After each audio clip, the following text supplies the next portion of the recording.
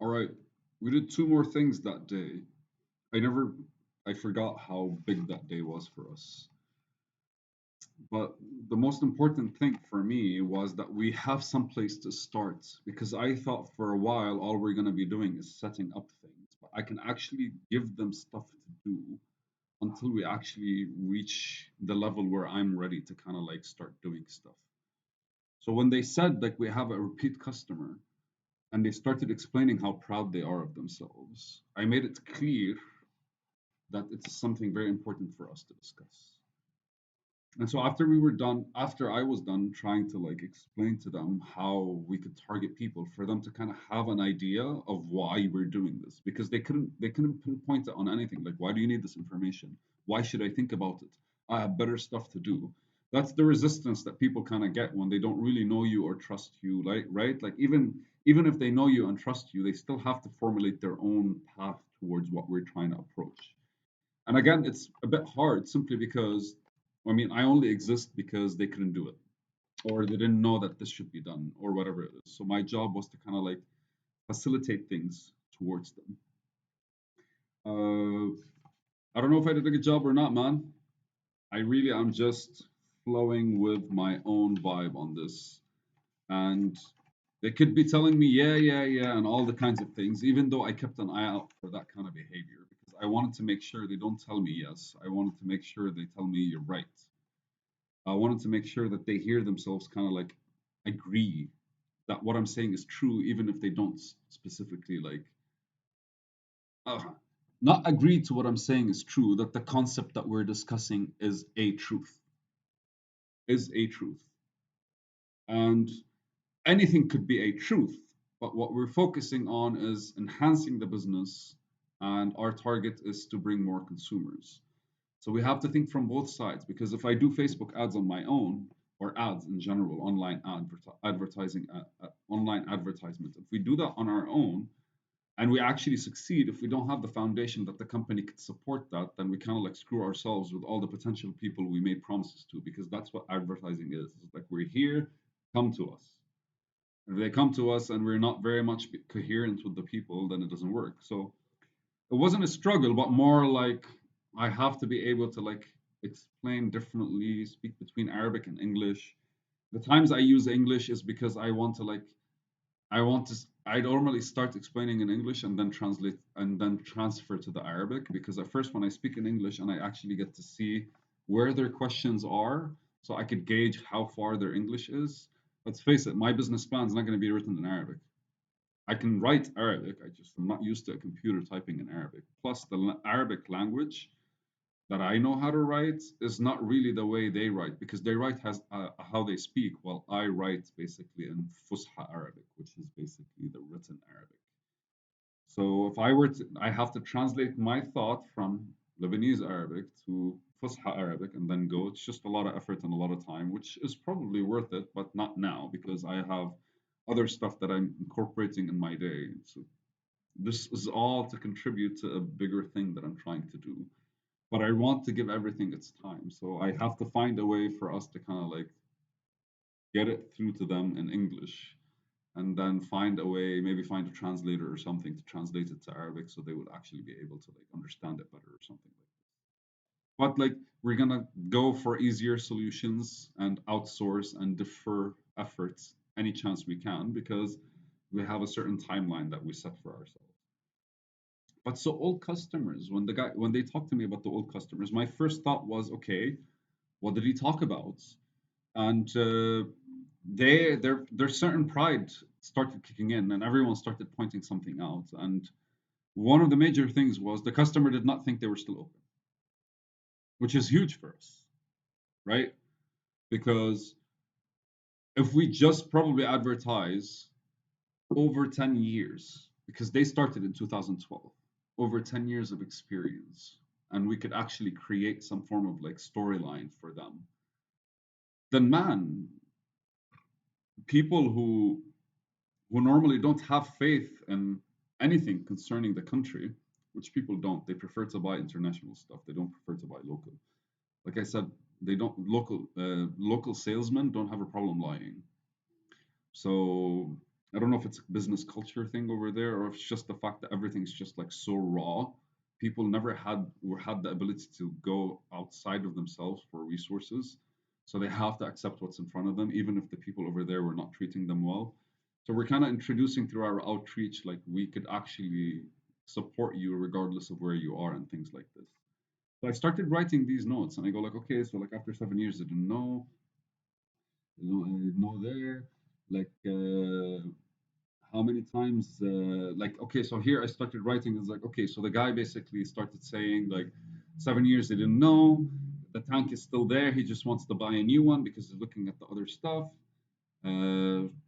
And I asked them for more information about the guy, and they kind of like just told me normal stuff and just started praising themselves for the guy actually calling them, which is valid, but kind of like, hey man, this is like one person called you after 7 years. We need to get as much information as we can out of him. And all of them kind of looked at me and was like, why? And I go like, because we don't just want to sell him something again. We want to use why he wants to buy it as an excuse to target all the people that bought from us over the past 7 years. And then their eyes kind of like lit up again. And then here we started going back and forth, be like, okay, so if you're a person that kind of like after 7 years wanted to buy again, what could be the case for you to buy again? And basically, what would be the questions I would want to ask you to get the information from you? And I went through a list of how many times did you clean the tank, how was the water temperature in summer, taste of the water, algae, or something like the sun effect on the tank. Like, is the older tank, like, is it actually like proving sturdy? Are we true to our words? Are there things that we thought are true, but now that you have experience and we have experience in the market, we need to go check that what we're claiming is the truth or not? That we have our own responsibility towards these things. And so as I started basically going forward with these questions, like their eyes started opening differently. And eventually we kind of were like, no, this we eventually I was like, no, what about all the clients that we had before? What if we call them and we tell them that Baz is still there? I bet like a certain percentage of them will just buy from us because in their head they probably thought that we're no longer there or they probably never considered it. And the minute that we tell them that it's there, then they either tell us "fuck you, I hate your tank," or "man, your tank is amazing. I haven't I thought of it since I bought it from you. Thank you very much." That's a lot of information that we might need, we can get, and that's something super fucking positive. So I figured, man, that's something amazing that we could actually like target.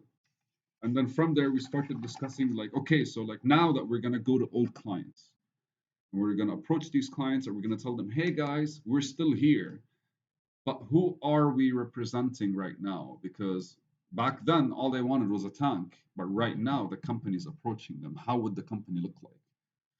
And they froze, and all of them were like, huh, we're resilient. I hate that word, by the way, because Lebanese people use it a lot. And I go like, okay, resilient. What does resilient mean? As in, like we we sustained the times. Actually, most of the conversations were in Arabic. And I go like, okay, who we are, and basically, what's the origin of us? Like, who are we? Who we are? What?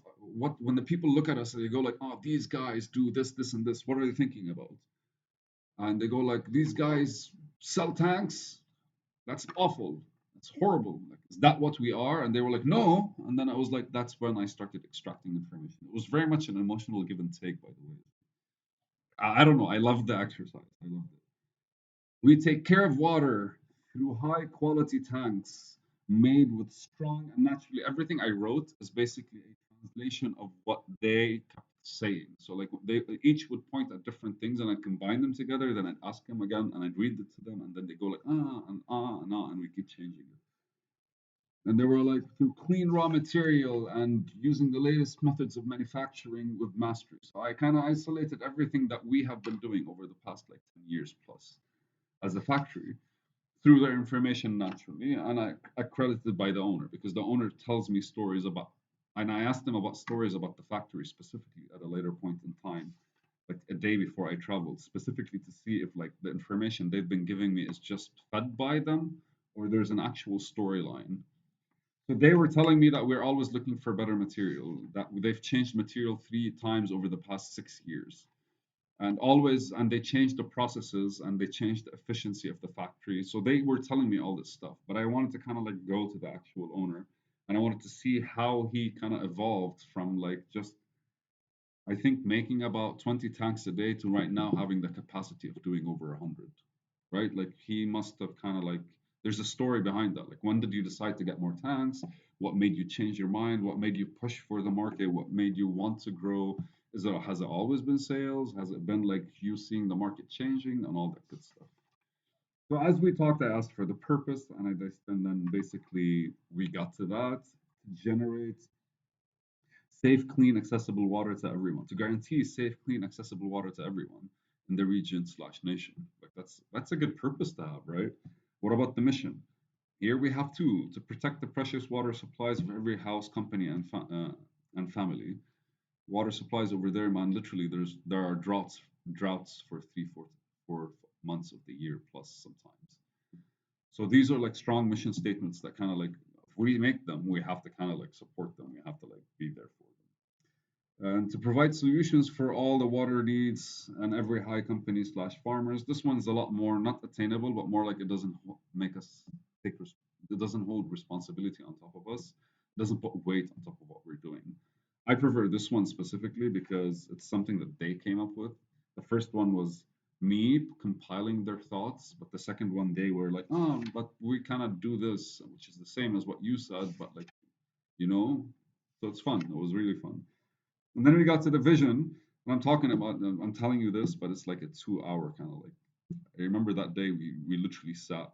I gave them, I gave them because I talked to them 2 days prior or a day prior, day 3.5. Basically, I talked to them and I told them, hey guys, I want you to think of everything pertaining to the brand, the questions that I ask you, and I sent it to them as a quote, as a quote. No, I sent it to them as a screenshot, as in our values and all the stuff, and I want you to think about them. And when I came back, all of them were like, we were too busy to do it. And I remember getting disappointed. I stood up and I was like, you have 15 minutes. I'm just going to go walk around. Whatever's on your head, please write it down. Because if this is how you're going to treat me, then I'm not interested to work with you. And I'm going to probably lose respect. And I'm kind of probably going to work with people that are actually going to be responsive. So I know you don't think you're able to do it, but that's not what I asked you to do. And by the end of the day, we actually had a full brand outline, which I could actually take to people and kind of like. We even created a motto, man. صحة الأساس أساس الصحة is the a healthy pillar is the pillar of health. Yeah, a healthy pillar is the pillar of health is a healthy pillar. I don't know what it means in English, but the it kind of like goes around itself. I don't know. I felt very proud because I wrote this. But maybe I should discuss it more with myself before like I open my mouth to you soon. Promise you, man. I'm gonna have to write a plan with all this stuff, but this is just for me to kind of like collect my thoughts and like dump them somewhere. Peace suits. Day 4 is almost done.